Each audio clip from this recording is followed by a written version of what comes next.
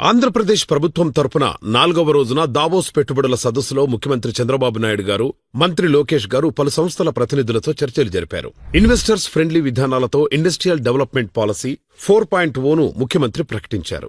దీని ప్రకారం $10 బిలియన్ ఎఫ్డీఐలతో సహా 30 లక్షల కోట్ల పెట్టుబడులు సమీకరించాలని లక్ష్యంగా పెట్టుకుని రాష్ట్రంలో 175కు పైగా ఇండస్ట్రియల్ పార్కులను అభివృద్ధి చేయబోతోన్న విషయాన్ని తెలియజేశారు. 2030 నాటికి ఎగుమతులను రెట్టింపు చేసి $40 బిలియన్ చేర్చాలని భావిస్తున్నట్టు ఈజ్ ఆఫ్ డూయింగ్ విధానాలతో ముందుకెళుతూ పరిశ్రమలకు 15 రోజుల్లోనే అన్ని అనుమతులు ఇచ్చేలా ఏపీఈడీబీలో ప్రత్యేక విభాగాన్ని ఏర్పాటు చేశామని తెలియజేశారు. World economic forum new economy society విభాగం, ఎంగేజ్మెంట్ అండ్ ఆపరేషన్స్ విభాగం హెడ్ రవి గుత్తాతో మంత్రి నారా లోకేష్ గారి భేటీలో ఆంధ్రప్రదేశ్లో విద్యారంగానికి గ్లోబల్ పెట్టుబడులను ఆకర్షించడం, అభివృద్ధి చెందుతున్న సాంకేతికతలో గ్లోబల్ స్టాండర్డ్ ట్రైనింగ్ ప్రోగ్రాంలను రూపొందించడానికి సహకారం అందించాలని కోరారు. Cognizant technology solutions CEO S రవికుమార్తో మంత్రి నారా లోకేష్ గారు భేటీ అయ్యారు. సమావేశం అనంతరం మంత్రి లోకేష్ గారు మాట్లాడుతూ శరవేగంగా అభివృద్ధి చెందుతున్న ఆంధ్రప్రదేశ్ను ఏఐ, క్వాంటమ్ కంప్యూటింగ్, బయోటెక్నాలజీ,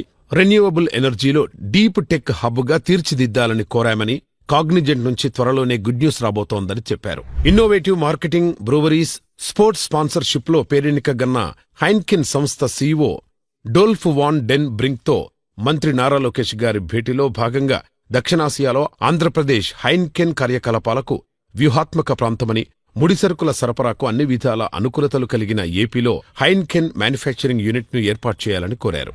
భారతదేశ ఎగుమతుల్లో 16.5 వాటాతో 3వ అతిపెద్ద పోర్ట్ స్టేట్గా ఉన్న ఆంధ్రప్రదేశ్లో 1054 కిలోమీటర్ల సుదూర తీర ప్రాంతం, 6 ఆపరేషనల్ పోర్టులను కలిగి కార్గో రవాణా కార్యకలాపాలకు పూర్తి అనుకూల వాతావరణం కలిగి ఉందని, దేశంలో 4వ అతిపెద్దదైన విశాఖపట్నం పోర్టు ఈ ఏడాది 35.77 మిలియన్ టన్నుల కార్గో రవాణా చేసిందని, అలాంటి ఏపీలో పెట్టుబడులు కంపెనీకి, రాష్ట్రానికి ఎంతో మేలు చేస్తాయని లాజిస్టిక్స్, ఇన్ఫ్రా రంగాల్లో అభివృద్ధి సంస్థ ఎజిలిటీ వైస్ చైర్మన్ తారిక్ సుల్తాన్తో భేటీలో మంత్రి నారా లోకేష్ గారు తెలియజేశారు. హెచ్సీఎల్ సీఈఓ కళ్యాణ్ కుమార్తో భేటీలో రాష్ట్రంలో కొత్తగా ప్రకటించిన ఎలక్ట్రానిక్స్ మ్యానుఫ్యాక్చరింగ్ పాలసీ 4.0ను వివరించిన మంత్రి లోకేష్ గారు రాష్ట్రంలో మరో 10,000 మందికి ఉపాధి కల్పించేలా హెచ్సీఎల్ను విస్తరించాలని కోరారు. దీనిపై స్పందించిన హెచ్సీఎల్ సీఈఓ ఏపీతో ఇప్పటికే చర్చలు మొదలెట్టినట్టు, అవి త్వరలోనే కార్యరూపం దాలుస్తాయని తెలియజేశారు. ఆంధ్రప్రదేశ్లో క్యాన్సర్ రోగులకు మరింత నాణ్యమైన వైద్యం అందించేలా చూడడానికి బసవతారకం క్యాన్సర్ ఇన్స్టిట్యూట్తో కలిసి